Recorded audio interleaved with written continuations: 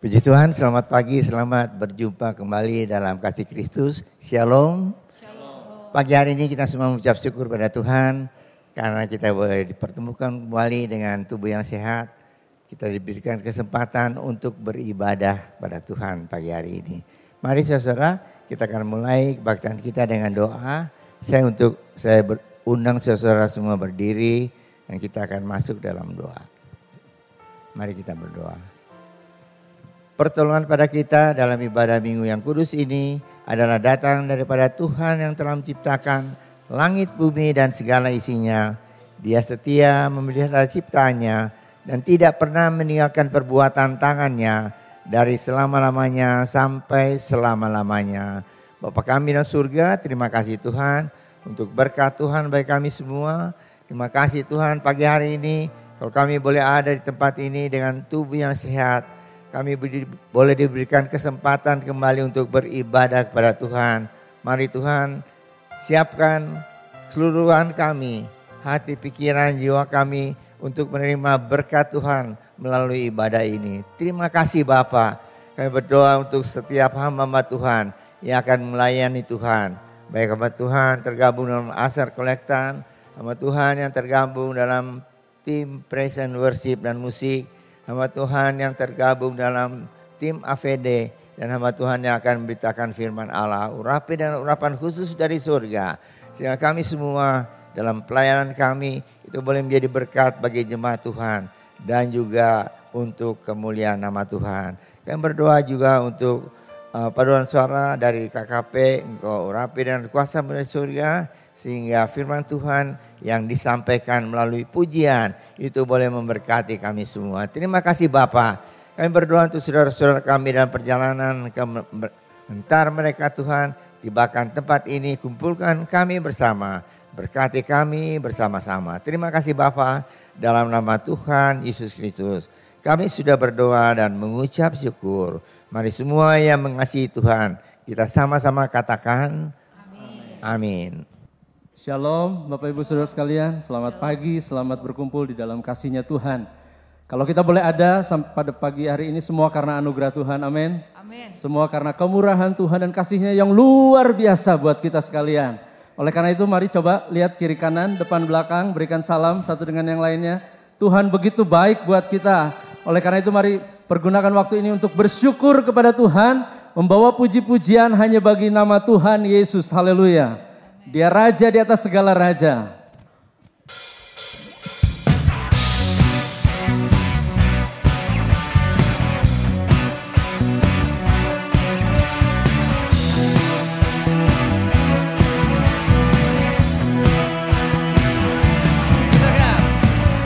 Bersyukurlah kepadanya, bawalah pujian baginya, karena Dia raja, oh Dia yang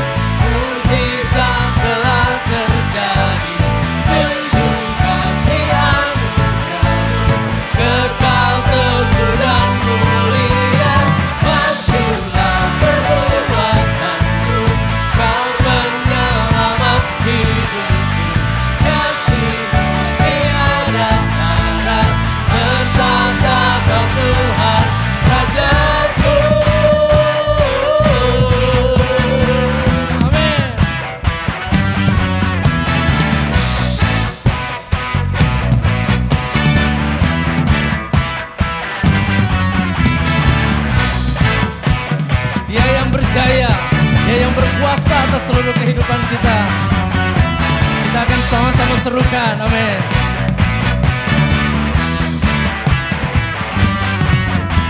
Kau yang berdaya, seluruh semesta sujud menyembah. Anugerah kebangkitanmu, kau sudah telah terjadi. Junjung kasih anugerahmu, kekal teguh dan mulia. Majulah perbuatanmu, kau penyelamat hidupku. Kasih-Mu tiada tara, bertata Kau Tuhan Rajaku.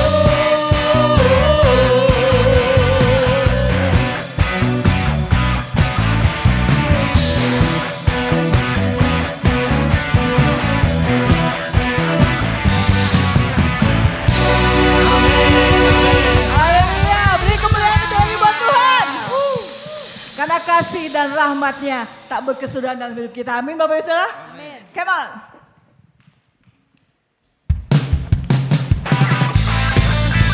Yuk, tepuk tangan sama-sama.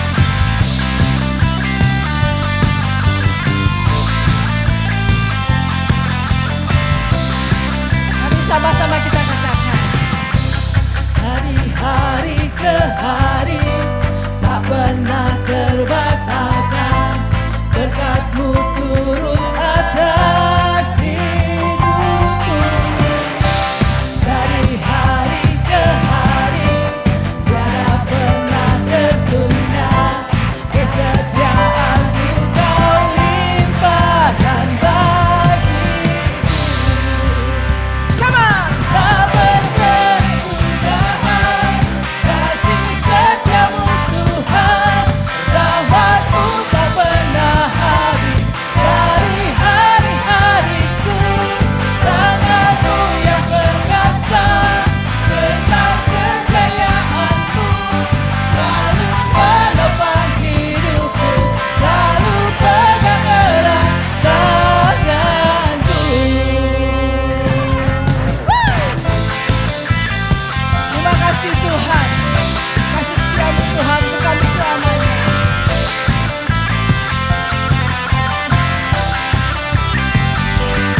Katakan, dari hari ke hari tak pernah terbatalkan, berkat-Mu turun atas hidupku. Dari hari ke hari tiada pernah tertunda, kesetiaan-Mu Kau limpahkan bagiku. Say, tak berkesudahan kasih setia-Mu Tuhan, rahmat-Mu tak pernah habis dari hari-hariku.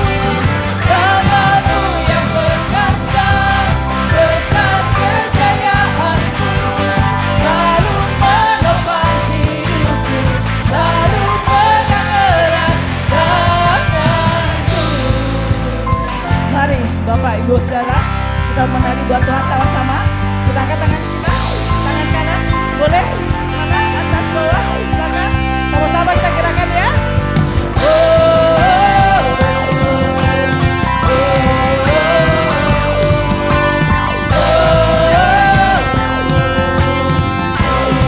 Lebih keras lagi Tuhan.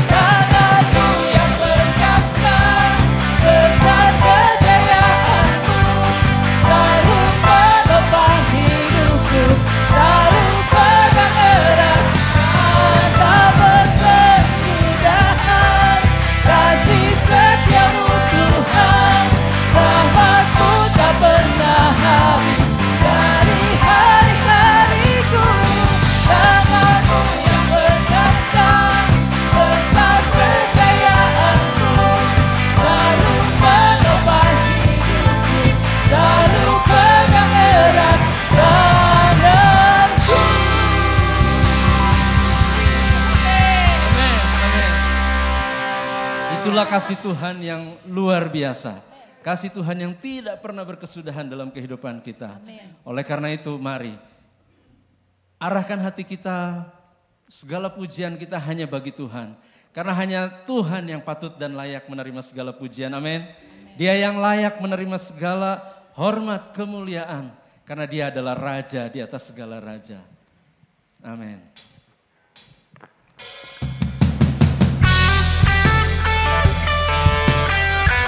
Bahkan segenap alam semesta melukiskan kebesaran Tuhan yang begitu luar biasa.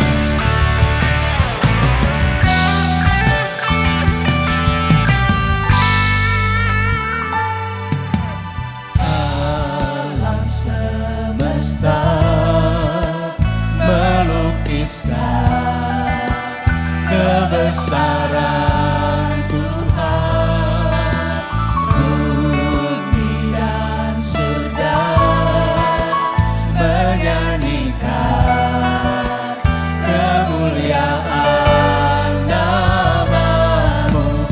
Hosana.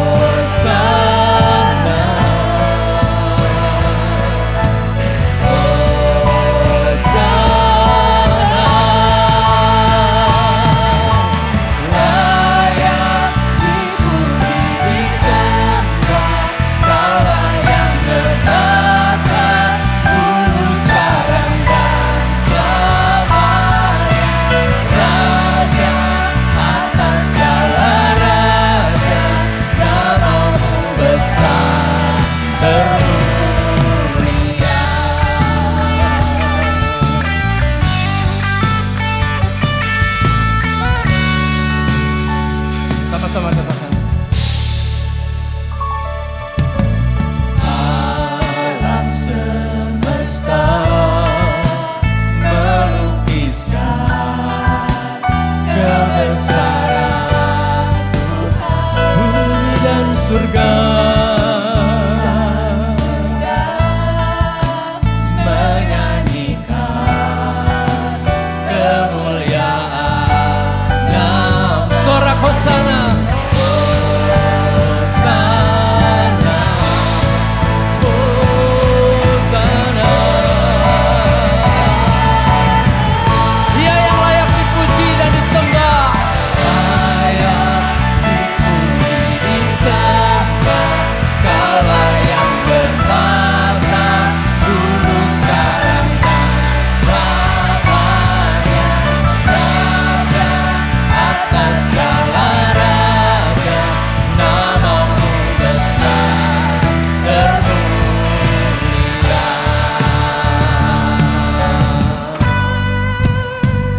Nama Yesus yang patut ditinggikan.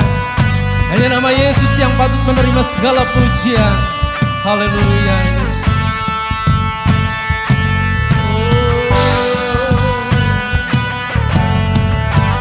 Sama-sama katakan Hosana. Hosana.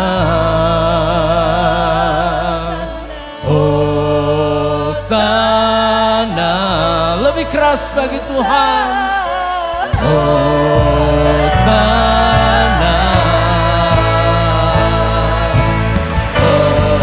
Hosana. Layak dipuji disembah, Kaulah yang bertata dulu sekarang dan selamanya. Raja atas segala raja, nama-Mu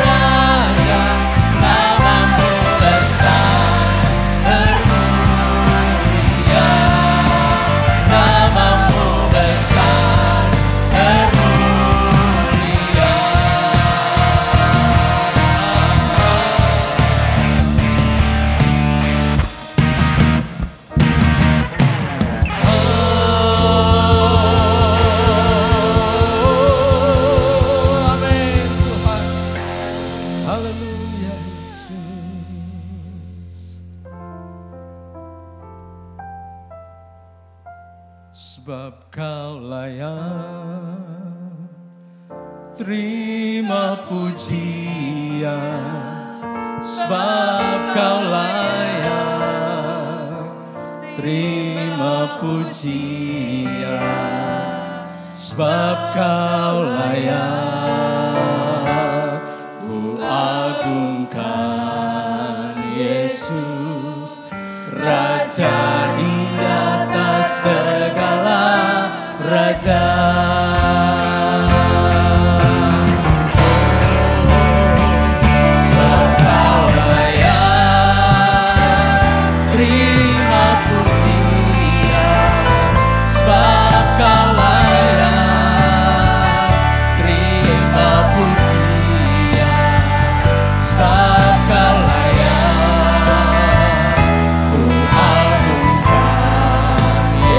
Katakan Raja di atas segala raja. Oh, sebab Kau layak, Kau layak. Oh, haleluya, terima pujian, sebab Kau layak.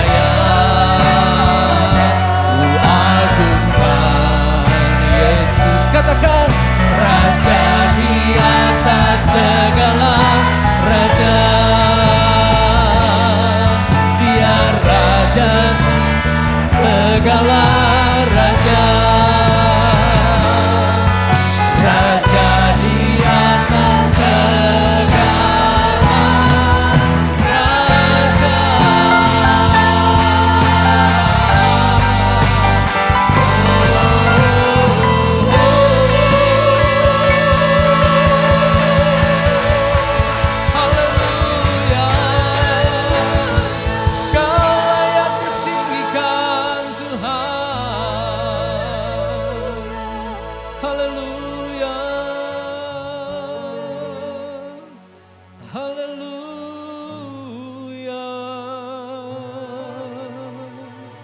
Yesus, Kau mulia. Terima kasih Tuhan, terima kasih buat penyertaan-Mu dalam hidup kami. Oh,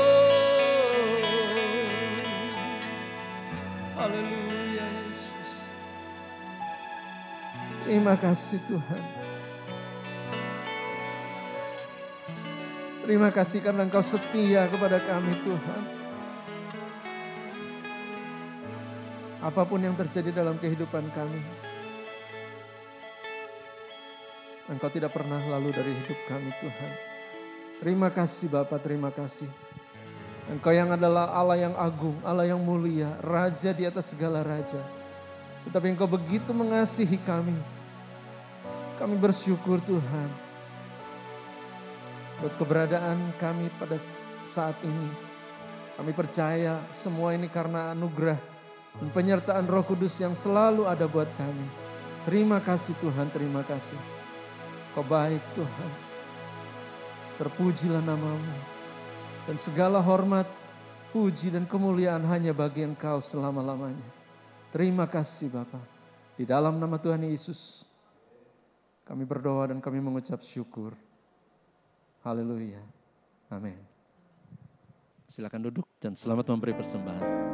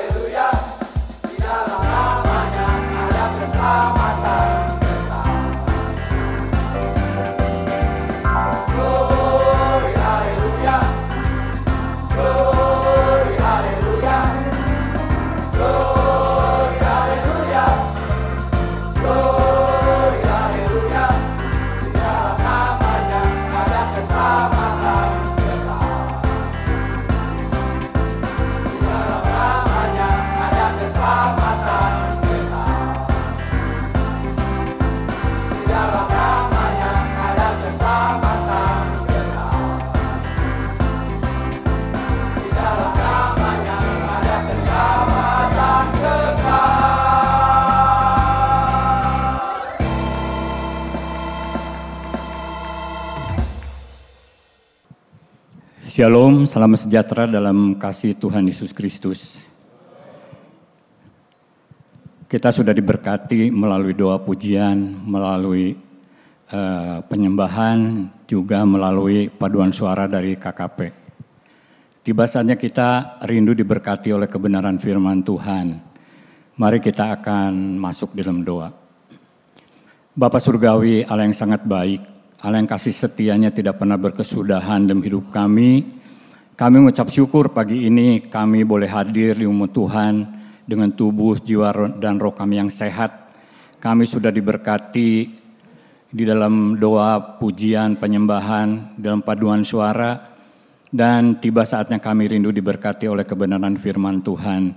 Silahkan Tuhan beracara di tengah-tengah kami. Sembunyikan hamba-Mu yang bukan apa-apa dan tidak bisa berapa-apa dalam kemuliaan Tuhan. Urapi seluruh keberadaannya, kuduskan, layakkan setiap firman yang disampaikan boleh menjadi berkat, menjadi rema, menjadi bagian hidup kami yang boleh kami lakukan dalam setiap langkah kehidupan kami. Terima kasih Tuhan, terpuji nama-Mu, dalam nama Tuhan Yesus Kristus kami sudah berdoa dan mengucap syukur. Amin. Saudara, pada bulan Agustus ini itu firman Tuhan membicarakan biografi dari Rasul Yohanes, seperti kita sudah dengar pada minggu kemarin, ya, di mana firman Tuhan sudah disampaikan oleh Bapak Pendeta Yakobus tentang panggilan Yohanes menjadi rasul. Memang karena ini bercerita tentang kehidupan dari Yohanes, nanti mungkin saudara, kan ini dibicarakan 5 minggu. Jadi mungkin saudara akan menemukan, artinya saudara mungkin berpikir, oh itu overlapping atau tumpang tindih. Sebetulnya tidak. Memang kehidupan itu akan disampaikan dari peristiwa yang satu ke peristiwa yang lain itu saling berkaitan, ya. Jadi pada pagi hari ini pun nanti sedikit saya akan menyinggung firman Tuhan yang sudah disampaikan oleh Bapak Pendeta Yakobus Runkat. Ya. Pagi ini firman Tuhan temanya adalah transformasi yang dialami oleh Rasul Yohanes dari anak guru atau anak guntur menjadi rasul yang penuh kasih. Ya. Ayatnya di dalam Markus pasal 3 ayat 17. Demikian firman Tuhan. Yakobus anak Zebedeus dan Yohanes saudara Yakobus, yang keduanya diberinya nama Boanerges yang berarti anak-anak guru. Jadi nama mereka itu Yohanes dan Yakobus, tetapi Tuhan Yesus memberikan julukan Boanerges atau anak-anak guru. Saudara, mungkin kita pernah dengar nama seseorang, julukan seseorang. Dulu ketika saya kecil tinggal di satu daerah, di situ ada kelompok anak-anak preman. Ya, lalu ketuanya itu diberi julukan si Bogel. Apa si Bogel? Artinya dia kecil tapi tegap gitu ya. Dan ada lagi salah satu dikatakan si Mangki karena memang tampangnya serem. Ya. Tapi kita lihat julukan yang diberikan oleh Tuhan Yesus dengan julukan yang diberikan oleh manusia itu beda. Ya. Jadi firman Tuhan mengatakan bahwa Tuhan itu melihat hati. Ya, tetapi manusia itu melihat rupa atau perawakan. Makanya nama-nama julukan yang diberikan oleh manusia itu berdasarkan fisik yang terlihat oleh mata. Tetapi Tuhan Yesus itu mengenal sampai ke dalam hati. Sehingga kalau dia memberikan julukan Boanerges itu bukan berarti sembarangan. Ya. Misalnya Tuhan Yesus bertemu dengan Simon. Lalu Tuhan Yesus mengatakan Petrus. Memberi julukan Petrus, yaitu batu karang. Lalu ketika bertemu dengan Nathanael, Tuhan Yesus mengatakan, inilah seorang Israel sejati yang tidak ada kepalsuan di dalam dirinya. Jadi kalau Tuhan bertemu dengan kita, Tuhan tahu kita ini seperti apa. Ya.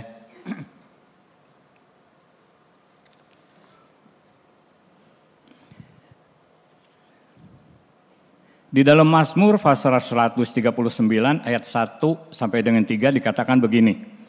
Tuhan, Engkau menyelidiki dan mengenal aku. Engkau mengerti pikiranku dari jauh.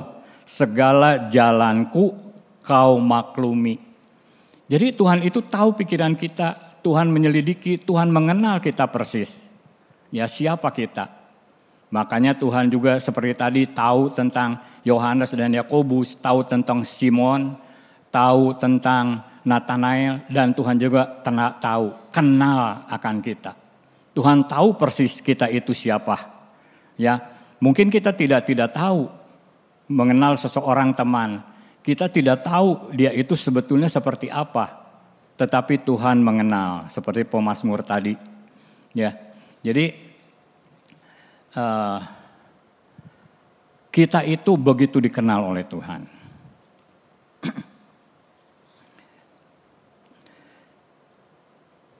Lalu anak-anak guru ini apa sih artinya, ya, atau pengertian yang dimaksud Tuhan Yesus? Anak-anak guru itu menggambarkan sifat karakter yang temperamental atau impulsif, suka meledak-ledak, berapi-api dan cepat marah. Ya. Di dalam Lukas pasal 9:54 itu cerita tentang bagaimana kedua orang ini, Yakobus dan Yohanes saudaranya itu mereka mudah marah, mudah meledak, ya.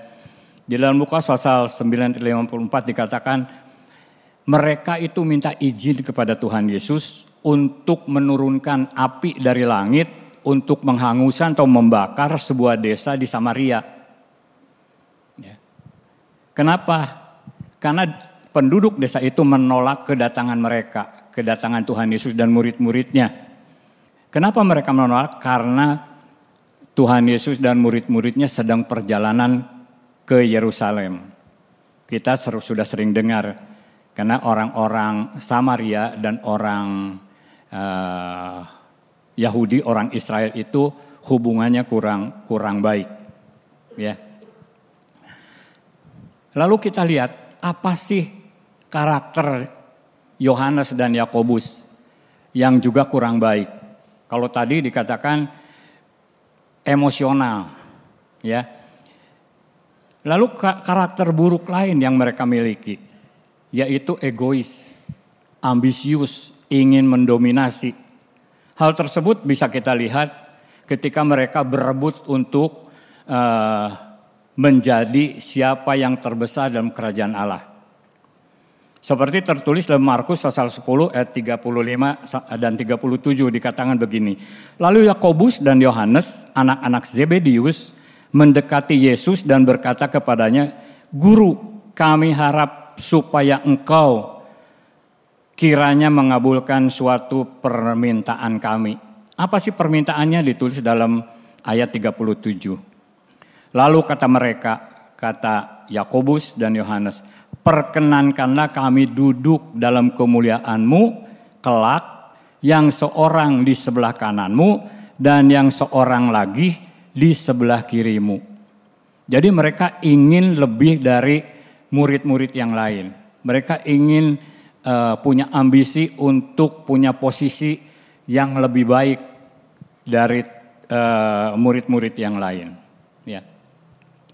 Kalau kita kembali tadi ke istilah julukan Boanerges, Tuhan Yesus tahu bahwa karakter seseorang yang mungkin secara manusia dianggap negatif, Tuhan bisa memanfaatkan itu untuk sesuatu yang positif, ya.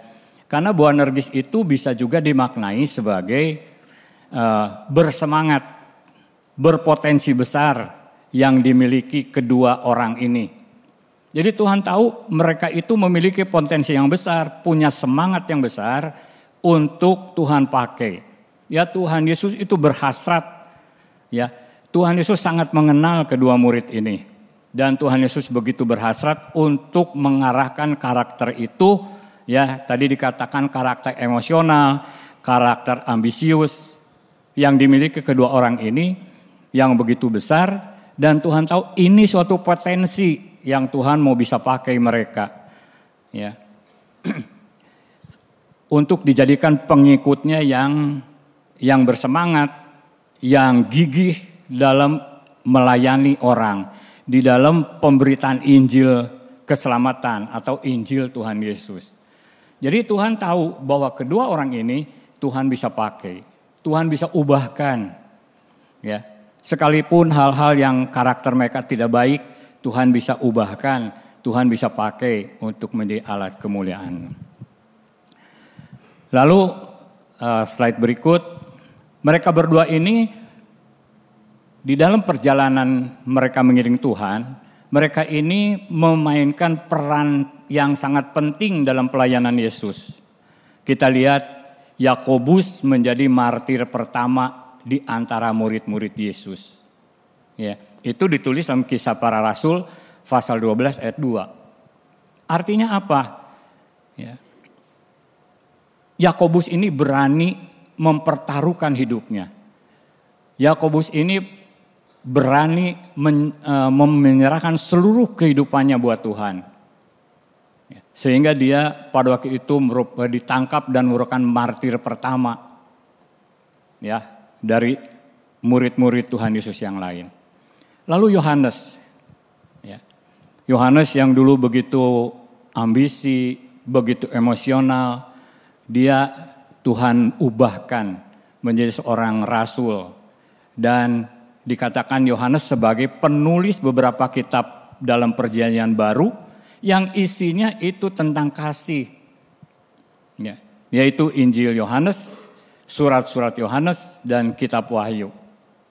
Nanti kitab Wahyu itu akan dibicarakan pada minggu yang kelima. Ya. Jadi renungan transformasi yang dialami oleh Rasul Yohanes, karena kita sekarang fokus kepada Yohanes. Ya.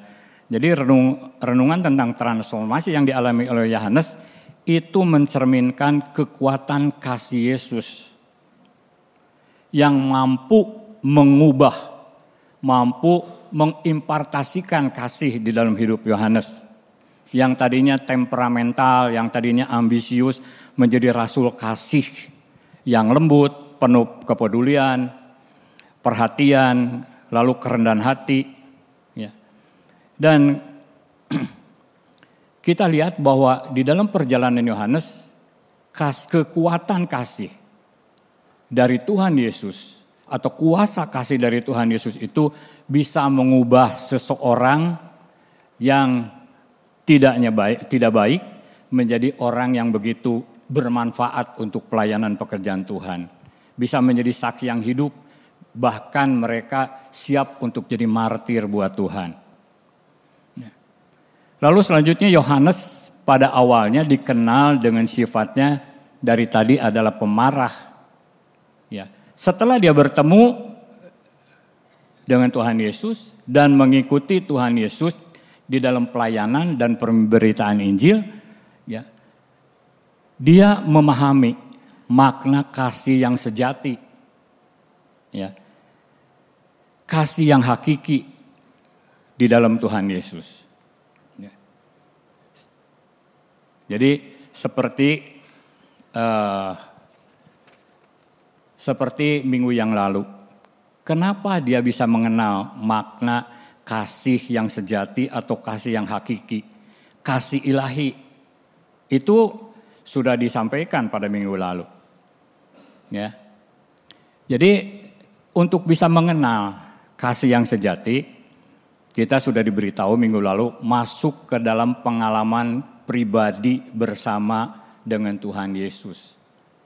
Itu dalam bahasa Ibrani disebutnya yada. Jadi pengenalan berdasarkan pengalaman pribadi. Dan tinggal dalam hadirat Tuhan. Ya. Ada satu ayat yang cerita bahwa mereka tinggal bersama Tuhan. Itu dalam Yohanes pasal 1 ayat 39. Jadi murid-murid ini datang dan melihat tempat tinggal Tuhan Yesus, di mana Tuhan Yesus tinggal, dan hari itu mereka tinggal bersama-sama dengan Dia. Jadi ada perjumpaan muka dengan muka. Kata Pak Yakobus, face to face. Ya, maka itu yang disebut pengenalan. Dan setelah pengenalan itu mereka meninggalkan segala sesuatu. Ya, mereka meninggalkan segala sesuatu artinya siap untuk ikut Tuhan. Dikatakan mereka meninggal perahunya, meninggal orang tuanya, meninggalkan hamba-hambanya, nelayan-nelayan, dan mereka ikut dengan Tuhan. Artinya ada penyerahan sepenuh. Ya, ada penyerahan sepenuh yang mereka lakukan. Maka mereka bisa masuk ke dalam pengenalan yang sejati. Ya. Lalu tentang yada, ya, atau pengenalan berdasarkan pengalaman tadi. Itu bukan sebuah pengetahuan intelektual dalam pikiran kita. Tetapi yada itu adalah sebuah pengalaman yang bersifat pengalaman dengan pribadi dengan Tuhan. Artinya punya pengalaman jalan dan hidup bersama Tuhan. Lalu bersifat pengalaman yang lebih spesifik. Jadi bukan cuma dari dengar, bukan cuma dari baca buku atau literatur. Mungkin kalau sekarang dari Google, bukan. Ya. Jadi mereka memang pengalaman yang betul-betul bersama-sama dengan Tuhan. Menunjuk pada pembelajaran pengalaman. Ya, melalui pengalaman langsung bersama dengan Tuhan. Ya, itu yang disebut yada. Lalu hubungan. Jadi ada relasi, ada hubungan yang intim. Perjumpaan pribadi dengan Tuhan. Ada sebuah ikatan, sebuah persekutuan hidup, ya, yang dialami oleh Yohanes. Di dalam Alkitab itu ada contoh dari istilah yada itu ditulis dalam kitab Kejadian pasal 4 ayat 1. Bunyinya demikian. Kemudian manusia itu bersetubuh dengan Hawa istrinya. Ya. Apa sih ini? Kata Ibrani digunakan untuk bersetubuh di sini adalah yada. Jadi yada ini menunjukkan pengetahuan yang paling dalam tentang pribadi, tentang dua orang pribadi. Ya, pengenalan yang sejati, pengenalan yang hakiki. Ya.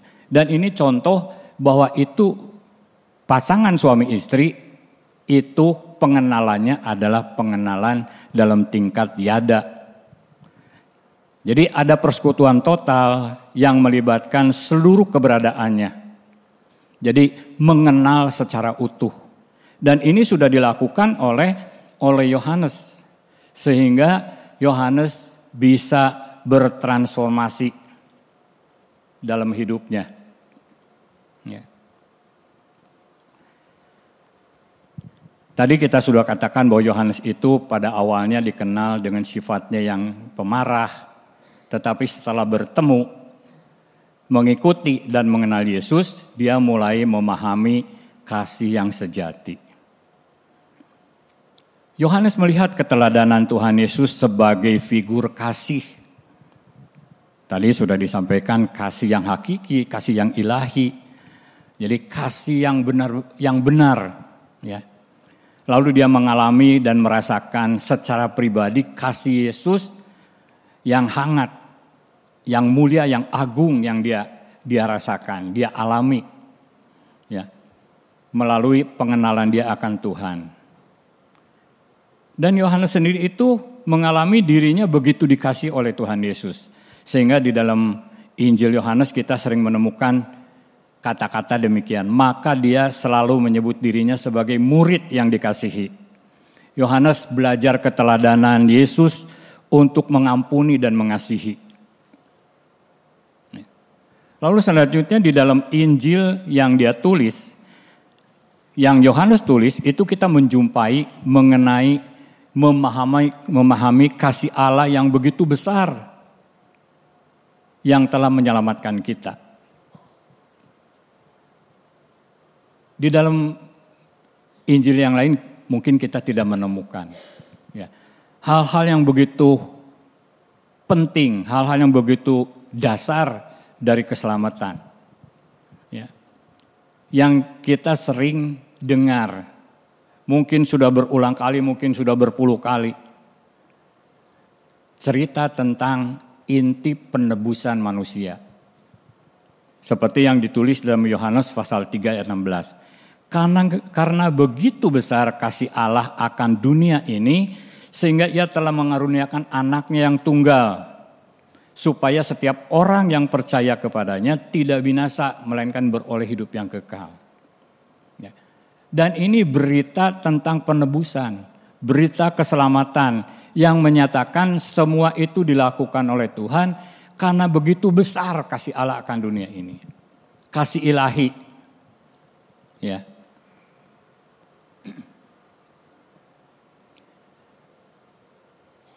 Kita belajar untuk mengenal kasih Tuhan yang begitu besar. Ya. Tanpa kedatangan Tuhan Yesus di bumi ini, anak Allah itu datang ke bumi ini, lalu melakukan karya penebusan, karya penyelamatan, maka semua kita tidak akan mengalami keselamatan dan penebusan dari Tuhan.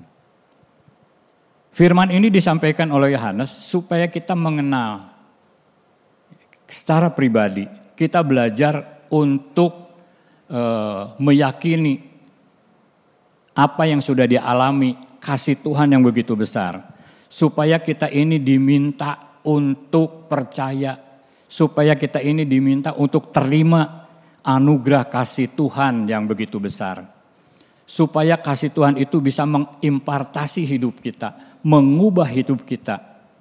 Ya, mengalami transformasi kasih seperti Yohanes. Pengajaran Yohanes tentang kasih itu menjadi dasar penting iman hidup kita orang percaya. Ya. Lalu dalam 1 Yohanes pasal 4 ayat 19 dikatakan begini. Kita mengasihi karena Allah lebih dahulu mengasihi kita. Dan ini pengalaman dari Yohanes. Yohanes mengatakan dia mengasihi orang lain, dia mengasihi Tuhan karena Tuhan itu, Allah itu yang lebih dahulu mengasihi dia. Dan ini dia sampaikan supaya kita tahu bahwa tadi dikatakan karena begitu besar kasih Allah akan dunia ini, akan kita manusia, Tuhan mengirimkan anaknya supaya setiap orang yang percaya diselamatkan. Itu kasih Tuhan. Saudara, mungkin kalau kita duduk pada posisi Allah, misalnya duduk pada posisi Allah, lalu ciptaan kita itu berjalan, ya, melakukan dosa, artinya hidup melenceng atau keluar dari tujuan Allah, itu dosa. Mungkin kita akan mengatakan, masa bodoh, udahlah.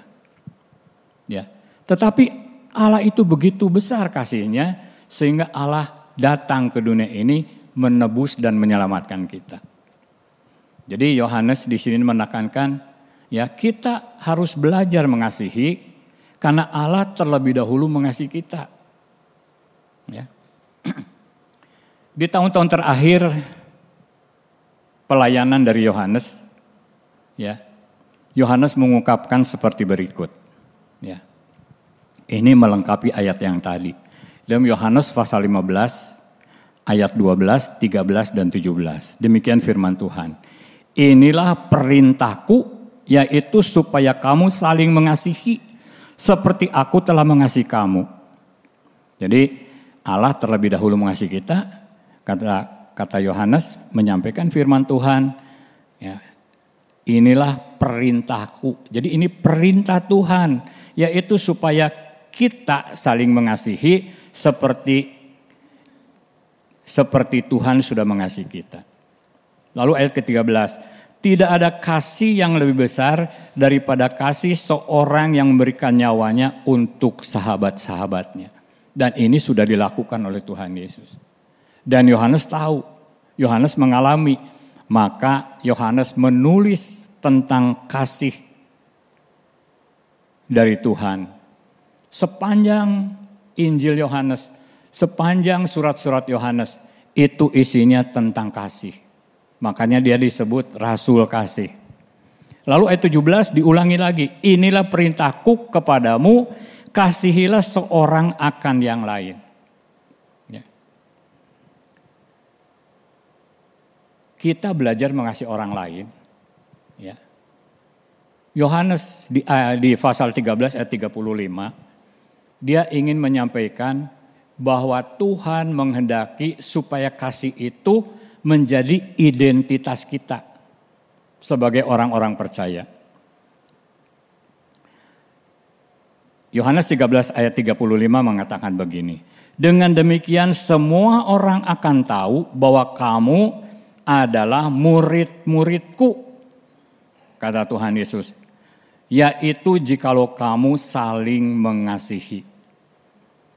Jadi identitas kita sebagai orang-orang percaya itu harus identitasnya adalah kasih. Ya. Memang mungkin kita punya karakter yang kurang baik. Tetapi mari kita mau mengenal, mau yada kepada Tuhan Yesus.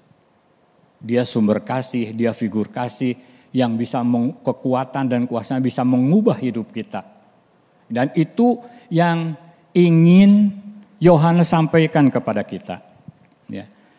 Sepanjang kitab Injil Yohanes dan surat Yohanes itu ajaran perihal kasih itu terus digemakan, terus digaungkan. Ya. Kalau Bapak, Ibu, Saudara baca kitab Yohanes, itu semua cerita tentang kasih. Kasih Allah. Dan kita juga harus menjadi pelaku kasih. Seperti tadi di dalam Yohanes 15 ayat 12, 13, 17 itu. Tuhan perintahkan kita harus saling mengasihi satu dengan yang lain. Dan ini menjadi titik balik bagi Yohanes untuk memahami, menerima, menerapkan dan melakukan ajaran kasih Yesus di dalam hidupnya. Dan ini dia ingin impartasikan, dia ingin tularkan kepada kita semua anak-anak Tuhan untuk menjadi orang-orang yang bisa mengasihi. Lalu ada suatu peristiwa di mana Tuhan Yesus tahu Yohanes sudah berubah. Yohanes bisa dianggap sebagai orang percaya. Jadi pada peristiwa ini itu begitu penting, bisa menginspirasi kita. Jadi pada detik-detik terakhir menjelang kematiannya, Tuhan Yesus menitipkan ibunya kepada Yohanes. Ya. Itu ditulis dalam Yohanes pasal 19 ayat 26 dan 27. Ketika Yesus melihat ibunya, ini Tuhan Yesus sudah di kayu salib, dan murid yang dikasihinya di sampingnya berkatalah ia kepada ibunya, "Ibu, ini anakmu." Jadi Yohanes ditunjuk, ini anakmu. Lalu ayat 27, kemudian katanya kepada muridnya itu, kepada Yohanes, dia mengatakan, "Inilah ibumu." Jadi ibu Tuhan Yesus, Maria. Dan sejak saat itu, murid itu menerima ibunya Yesus, Maria, di dalam rumahnya. Ya. Jadi kita tahu, kita bisa menyimpulkan, ya. Tentu saja Tuhan Yesus mengetahui siapa yang dapat dipercaya, ya, untuk mengasihi dan merawat ibunya ketika nanti dia sudah tidak ada lagi di dunia ini. Ya. Jadi Tuhan Yesus tahu apakah kita sudah berubah ataukah kita belum berubah. Ya, kalau kita sudah berubah, hidup dalam kasih, maka Tuhan akan mempercayakan hal-hal yang penting buat kita. Ya. Jadi peristiwa ini menunjukkan bahwa anak guru, yaitu Yohanes, yang dulunya emosional, ambisius, egois, telah berubah secara drastis di dalam hidupnya. Yang mungkin cara manusia tidak mungkinlah seseorang berubah. Ya. Tapi di dalam Tuhan Yesus dia mengalami perubahan yang besar.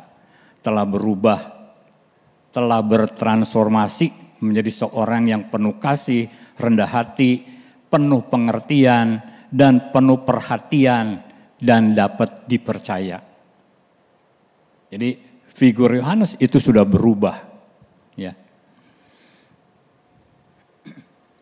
Kita sudah belajar, tadi sudah menyimak bahwa Yohanes telah diubahkan oleh kuasa dan kekuatan kasih Yesus, ya, yang bisa mengubah menjadi rasul kasih. Kasih yang punya kuasa, punya kekuatan untuk mengubah seseorang menjadi sesuatu yang sangat baik. Lalu Yohanes sebagai rasul kasih telah menginspirasi kita semua orang percaya bahwa kasih merupakan esensi, ya, hal yang paling dasar di dalam kehidupan iman orang Kristen atau kehidupan kita. Jadi orang Kristen identitasnya adalah kasih, dan kasih itu merupakan esensi kehidupan iman orang percaya. Ya, jadi kalau kita mengatakan kita orang percaya, maka hidup kita harus penuh dengan kasih. Ya, jadi rendah hati, ya, kita rendah hati, penuh pengertian, lalu perhatian terhadap orang lain. Ya. Jadi renungan hari ini, saya tidak akan panjangkan, renungan hari ini tuh mengajak kepada setiap kita orang percaya untuk merenungkan bagaimana Yesus terlebih dahulu mengasihi kita dengan kasih yang betapa besar, kasih yang terbesar, kasih agape, kasih ilahi. Sehingga Tuhan Yesus menyerahkan nyawanya, mati menggantikan kita. Supaya kita yang berdosa ditebus melalui kematian dan kebangkitan Tuhan Yesus untuk diselamatkan dan masuk ke dalam kemuliaan Tuhan. Dan itu Tuhan Yesus lakukan. Tuhan Yesus menderita sengsara, aniaya, siksa, dihina, direndahkan, dinista. Ya. Lalu kita sudah semua tahu dimahkotai duri, diludahi, dipukul, ditampar, diberi minum anggur asam, yaitu sebagai suatu penghinaan. Lalu tubuhnya dihancurkan, dicemeti, dan darahnya dicurahkan, dan Tuhan Yesus mati di kayu salib. Itu semua dilakukan karena Tuhan Yesus mengasihi kita semua. Ya. Jadi kasih Tuhan Yesus tadi sudah bisa mengubahkan Yohanes menjadi rasul kasih. Lalu bagaimana kasih Yesus itu dapat mengubahkan diri kita? Yang mungkin kita masih punya karakter yang kurang baik. Mungkin punya karakter seperti Yohanes dan Yakobus. Ya. Emosional, gampang marah, lalu berambisi, ambisi yang artinya yang tidak baik, ingin mendominasi, merasa diri paling berkuasa, ingin punya kedudukan yang lebih dari orang lain. Dan ini sebetulnya bukan target-target kehidupan orang percaya. Target kita adalah hidup di dalam kasih, mengasihi sesama. Lalu mungkin kita itu suka menghakimi orang lain. Kita suka berprasangka buruk terhadap orang lain. Kita suka iri, suka cemburu kepada orang lain. Ya. Mungkin ada karakter-karakter kita yang tidak baik. Yang mungkin yang dimiliki saudara dan dimiliki oleh saya. Yang mungkin pagi ini saya tidak menyebutkannya karakter apa. Tetapi Tuhan tahu, Tuhan mengenal. Ya. Jadi renungan hari ini, mari kita secara pribadi belajar datang kepada Tuhan Yesus, mengenal Dia secara benar.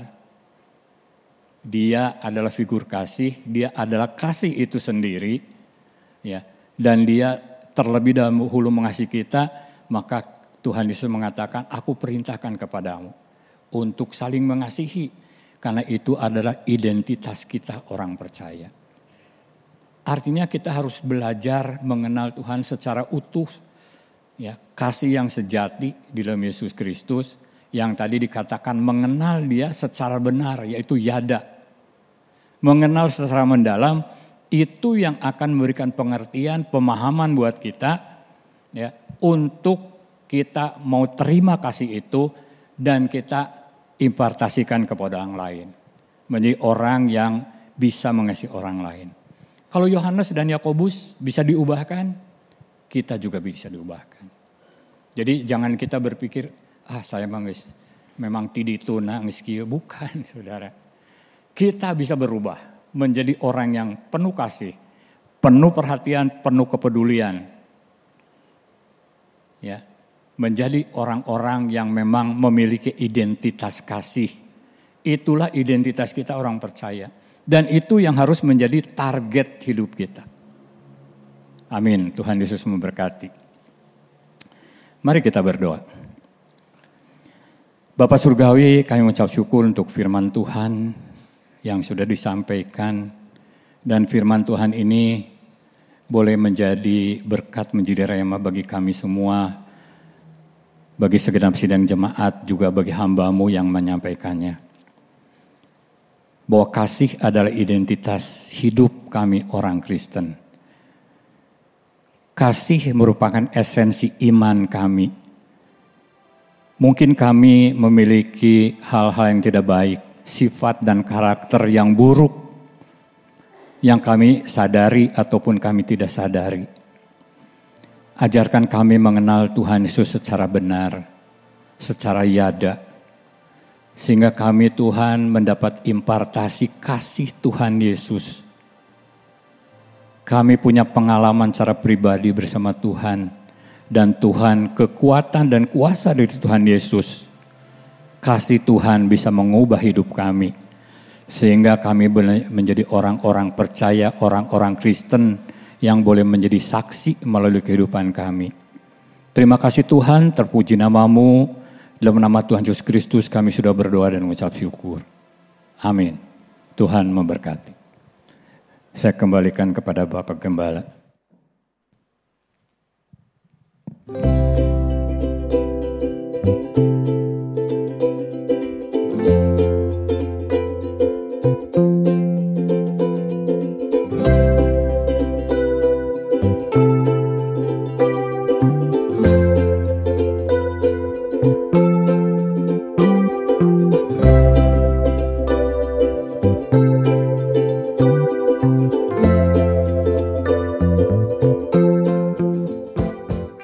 Shalom Jemaat Rehoboth, kelas KOR akan kembali dimulai. Kelas akan diadakan secara tatap muka atau onsite. Kami mengajak seluruh jemaat untuk bergabung dalam kelas ini. Kelas akan dimulai pada bulan Agustus dan berikut adalah jadwalnya.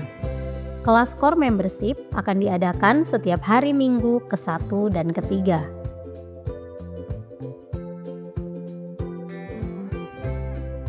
Kelas KOR Maturity 1 akan diadakan setiap hari Senin ke-1 dan ke-3. Kelas KOR Maturity 2 akan diadakan setiap hari Rabu ke-1 dan ke-3. Kelas KOR Ministry akan diadakan setiap hari Senin ke-2 dan ke-4. Kelas KOR Mission akan diadakan setiap hari Minggu ke-2 dan ke-4. Semua kelas akan diadakan pukul 18.30 sampai 20.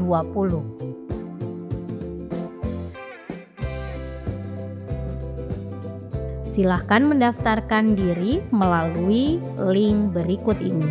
Tuhan Yesus memberkati.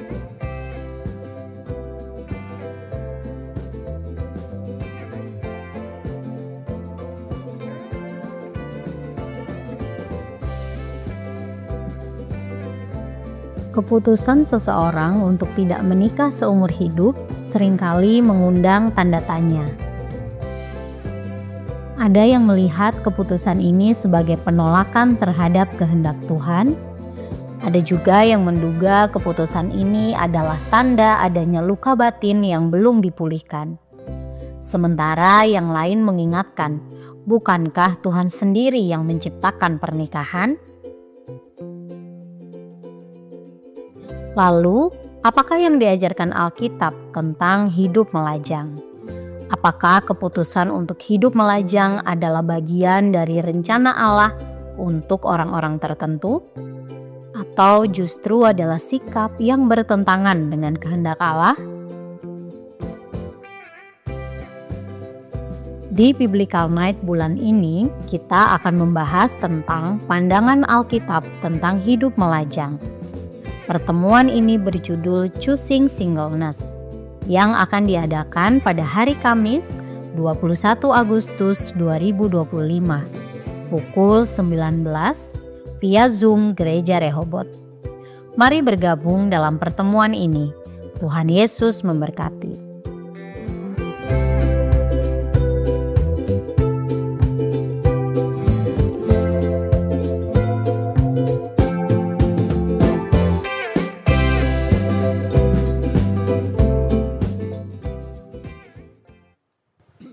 Ya, puji Tuhan saudara, kita hampir selesai dalam ibadah ini.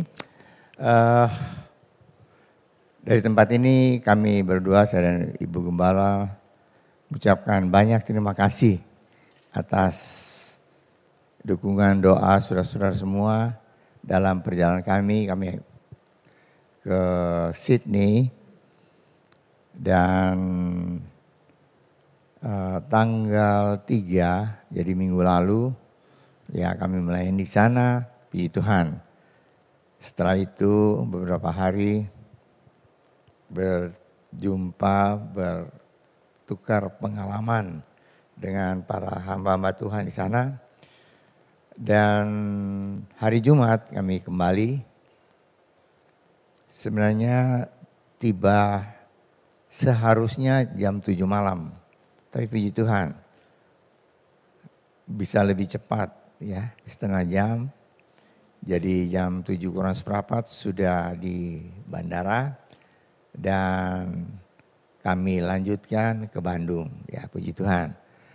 Jadi sekali lagi banyak terima kasih untuk doa saudara-saudara semua.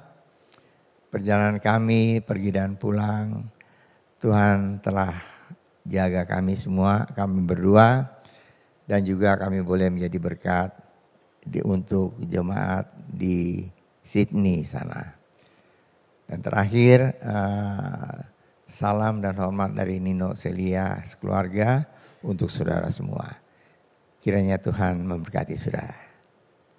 Mari saudara, kita akan tutup baktian kita dengan doa. Saya undang kita berdiri bersama-sama, kita akan masuk dalam doa. Mari kita berdoa. Bapa kami dalam surga, terima kasih Tuhan untuk berkat Tuhan bagi kami semua. Kami sudah memuji Tuhan, kami sudah menyembah Tuhan, kami sudah mendengar firman Tuhan. Terima kasih Tuhan. Ajar pada kami bukan hanya untuk kami mengerti, tapi kami melakukan itu dalam kehidupan kami. Terima kasih Bapa untuk berkat Tuhan bagi kami berdua dalam perjalanan ke Sydney dan selama pelayan di sana.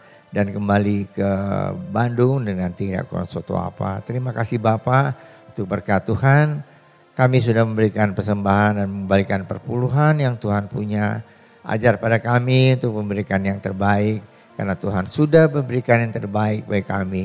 Yaitu keselamatan dan hidup yang kekal. Terima kasih Bapa. Dalam bulan ini banyak berkat Tuhan yang kami akan terima. Baik melalui kebaktian lansia, baik melalui Biblical Night. Terima kasih Tuhan, kami sudah menerima berkat Tuhan juga melalui Pastor Corner. Terima kasih Tuhan untuk berkat Tuhan bagi kami semua. Ajar pada kami supaya kami boleh senantiasa merindu untuk lebih lagi di dalam mengenal kepada Tuhan. Kami akan masuk dalam minggu yang baru berjalan bersama dengan Tuhan. Kami percaya Engkau tidak pernah meninggalkan kami semua. Tuhan berkati kami secara pribadi, keluarga kami, usaha kami, pekerjaan kami, dan pendidikan anak-anak kami semua. Terima kasih Bapa. Percaya Tuhan Engkau sudah mendengar doa kami yang kami naikkan dalam nama Tuhan Yesus Kristus. Menjadi juru selamat kami yang hidup. Saudara-saudara yang dikasihi oleh Tuhan. Angkatlah tangan saudara untuk menerima berkat Allah. Arahkan hati saudara kepada Tuhan dan hadirat-Nya. Maka berkat Allah memenuhi hidup saudara. Berkat Allah memenuhi keluarga saudara. Berkat Allah memenuhi kesehatan saudara. Berkat Allah memenuhi pekerjaan saudara. Dan jadilah berkat dimanapun saudara berada. Dan saudara terimalah berkat dari Allah Bapa, kasih karunia dan damai sejahtera dari Tuhan Yesus Kristus. Dan persekutuan Allah Roh Kudus menyertai saudara sekalian. Mulai hari ini sehingga Maranatha, Tuhan Yesus datang kembali. Amin. Terima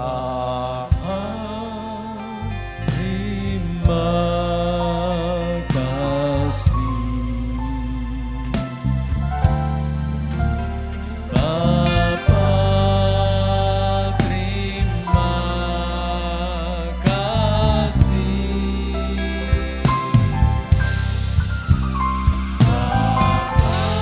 Bapa di dalam surga.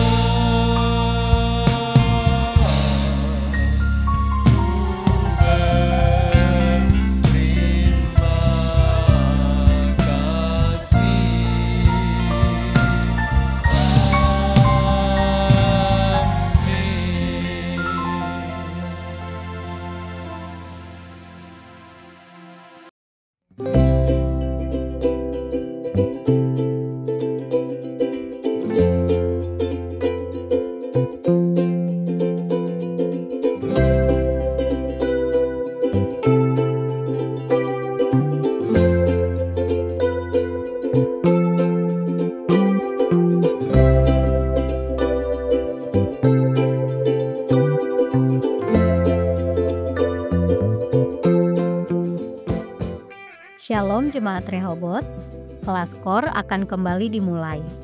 Kelas akan diadakan secara tatap muka atau onsite. Kami mengajak seluruh jemaat untuk bergabung dalam kelas ini.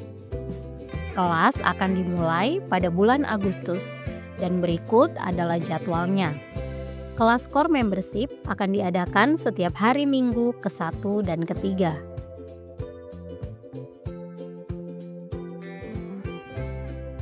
Kelas KOR Maturity 1 akan diadakan setiap hari Senin ke-1 dan ke-3.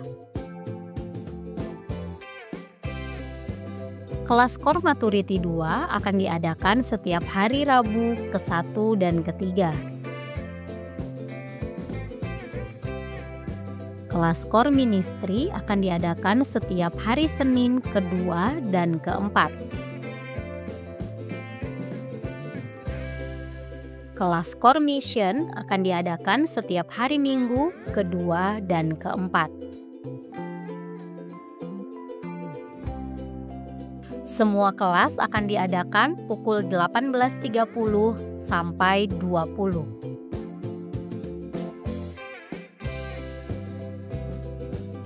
Silahkan mendaftarkan diri melalui link berikut ini.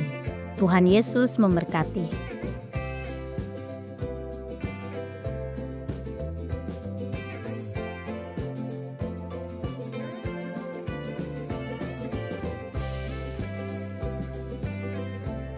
Keputusan seseorang untuk tidak menikah seumur hidup seringkali mengundang tanda tanya.